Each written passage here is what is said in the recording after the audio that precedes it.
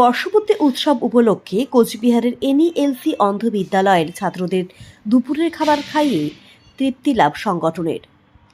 বন্ধুমহল একটি কোচবিহারের ফেসবুক সংগঠন তাদের বর্ষপূর্তি উপলক্ষে কোচবিহারের এনইএলসি অন্ধ বিদ্যালয়ের ছাত্রদের দুপুরের খাবারের আয়োজন করেছেন। সংগঠনের কর্মকর্তা দেবাশিস বাবু বলেন, আমরা সারা বছর বিভিন্ন সামাজিক কাজকর্মের সাথে যুক্ত থাকি, তারই অঙ্গ হিসেবে এদিন অন্ধ বিদ্যালয়ের ছাত্রদের দুপুরের খাবারের আয়োজন করেছি। নমস্কার, আমরা হচ্ছে এক বন্ধুমহল।